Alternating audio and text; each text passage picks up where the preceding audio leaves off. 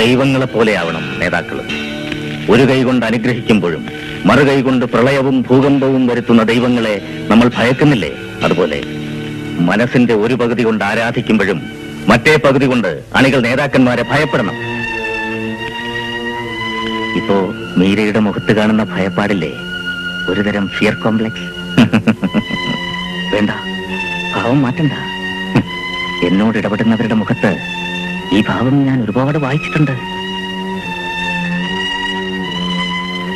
ഒരു ഷേക്ക് ഹാൻഡിന് വേണ്ടി എന്റെ ഈ കയ്യിൽ കൈവച്ച് തരുമ്പോ പാമ്പിനെ തൊടുന്ന പോലുള്ള അറപ്പും ഭീതിയും എന്റെ പാർട്ടിയുടെ തന്നെ നേതാക്കന്മാരുടെ മുഖത്ത് ഞാൻ ഒരുപാട് തവണ കണ്ടിട്ടുണ്ട്.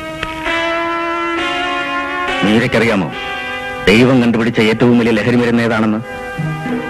അറിയില്ല. പവർ, അധികാരം. അധികാരമാണ് ദൈവം സൃഷ്ടിച്ചതിൽ ഏറ്റവും വീര്യമേറിയ ലഹരി മരുന്ന്. ഫെറോഷ്യസ്, അക്രമകാരി.